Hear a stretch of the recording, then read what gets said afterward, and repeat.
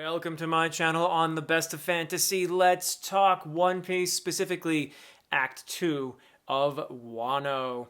In Wano Act 2, we meet the authoritarian ruler of Wano, Orochi, whom Oda bases in large part on the eight-headed serpent that the Shinto god Susanoo slays, that is Yamata no Orochi. Orochi is a loathsome narcissist, which, according to the Mayo Clinic, a consortium of doctors, is someone who has an unreasonably high sense of their own importance, who seeks too much attention and demands that people admire them, who lacks the ability to understand or care about the feelings of others, and is easily upset by the slightest criticism. He also exhibits all the signs of a true sociopath, once again according to the Mayo Clinic, ignoring right and wrong, telling lies to take advantage of others, manipulating others for personal gain or pleasure, having a sense of superiority, and being extremely opinionated, being hostile, aggressive, violent, or threatening to others, and feeling no guilt about harming others. To be a little more specific, in Wano Act 2, we see Orochi forcing himself on women, plunging the land into an environmental catastrophe to enable a lavish lifestyle for himself and his lackeys, causing and profiting from horrific suffering, spewing lies about the state of Wano by insisting on its greatness while so many of its people suffer, whipping up hatred by using outsiders and marginalized groups as scapegoats, and enlisting an army of cruel thugs who employ indiscriminate violence to enforce the lies that uphold his brutal regime, jailing the innocent, and even going so far as to harm children. Such a coward is the worst kind of leader, and yet history and even our current day can supply many similar examples. Of course, Orochi is not meant to represent anyone in particular, and yet he is at the same time every abusive, power-hungry leader who insists that his cult members follow him no matter what. This is what stories do. One Piece, like all great stories, universalizes.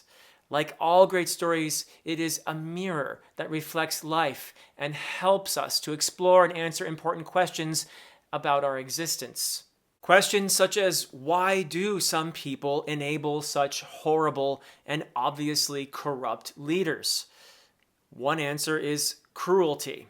When an authority figure encourages cruelty, it allows certain conformist-minded people to indulge their cruelty and, hiding behind that authority figure, claim that they were just following orders, or even claim that their cruelty is a virtue because it enforces the will of that authority, whom they worship. They have permission to hurt. Also, another answer is greed. Some lickspittles think to profit from their positions in the hierarchy of power. And of course, there is also fear.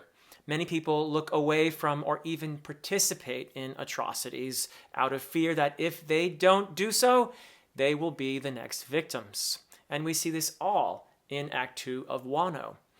But how, another question might be, is how do we fight against them? How do we fight against this? One thing that One Piece answers loud and clear is that we must insist on the truth. Those in power lie and they vomit forth propaganda, usually lacking any merit whatsoever, to impose their narrative. They don't even bother to lie very well, as was observed in another great story, Andor. They don't even bother to lie very well. They don't need to. The point is not the lie. The point is obedience, that we not question the lie, that we crush our own spirits in swallowing the lie. For example, there is Yasu. Definitely my favorite character in Wano Act 2. possibly all of Wano. We'll see when I finish. But Yasu, let's talk about Yasu. Orochi labels him a figure of ill repute, and smearing his memory, claims he was a rebel against the state. Much like modern fascists will label anyone who does not cower before them a terrorist or an assassin. In truth, Yasu's people of Ebisu know he is a saint, and that is what they call him. He is a true leader who works for the people. The smile fruit certainly plays a role in his state, in his outward appearance. That is for sure, and the smile fruit is one of the more hideous manifestations of Orochi's madness and his cowardice and his greed for power. But Yasu makes the smile fruit part, in a sense, of his spirit. It is, in a way, that smile that is pasted on his face becomes an act of defiance, an affirmation of life and the value of fighting for it. He dies embracing and telling the truth, proclaiming Orochi's cowardice and his smallness, a man of such small caliber, and declaring that Wano will be beautiful and free, and finally asking his daughter's forgiveness for having to leave her. We must honor the Yasus of our world. We do so by telling the truth about them and not allowing the power-hungry and the cruel to desecrate their memories. We also must keep our consciences alive through compassion and connection. They want to kill our consciences. They want us to swallow their lies, to give in to the despair that follows from their total power and their death grip on the truth. We defy them by living with courageous compassion, like the Straw Hats, who shield the innocent. And in the one panel where we see Zoro shielding Yasu's daughter as she is in danger from the madman Orochi. One Piece also teaches us that we must insist on freedom and hope, not just for ourselves, but for everyone. It is no accident that people in Nepal, Indonesia, Madagascar, the Philippines, France, Peru, Morocco, Kenya, Mexico, Bulgaria, and the United States of America have raised the flag of the Straw Hats in the midst of movements that fight against corruption and abuse, that affirm the dignity and the rights of every human being. In Wano, and everywhere else they go, Luffy and the Straw Hats are outsiders, an eclectic bunch of oddballs who, in following their dreams, refuse to conform. Together with the diverse people that they meet, they fight against injustice, especially the injustice that those who abuse their power insist is justice. The Straw Hats transcend borders in the world of One Piece and also in our world, speaking to and inspiring the marginalized and the persecuted, such as Luffy, inspiring Hyogoro and the other prisoners, and those who are not afraid to defy corruption, insisting on the dignity and the worth of every person. They celebrate freedom, they stand up for others, and they shield the innocent, even with their bodies. Now, perhaps this review has been a little bit different, since I do believe that One Piece is telling us some very important things. But I also want to share some random thoughts and predictions about Wano Act 2. Number one, I think that Komurasaki is not dead. I believe that she is not dead. Her initial cruelty that we saw as a very vainglorious, beautiful woman, I think that was entirely a facade. And the fact that she intervenes to save a child from the despicable Orochi is an indication of that. And also, I think that Kiyoshiro is probably working with her, that he's only pretending to be the enforcer for Orochi. I think that because he asks her if she is ready at the moment when he kills her. So let's see. I don't know. This is just a prediction I have. I don't think she's dead. I think Kiyoshiro helped her to stage her death, as it were. A little bit more on her, maybe in a moment. A moment that I really thought was powerful, the sunachi, which it comes from the idea of surrender your name, be as a child. And this is something that Momonosuke initially says and is a bit scolded for that because it might give him away or something. But later on we see the meaning behind that, and it is an embracing of freedom in many ways, and also a giving of oneself over to a larger cause. So perhaps we'll see more on that later as well. Also, love to see, of course, Luffy training and pushing his haki to new limits with the goal, I think, of eventually fighting Kaido again. Of course, we got to have round 2 with Kaido. But Luffy is very deliberately using his imprisonment as training grounds, and I thought there was some great humor involved in that as well.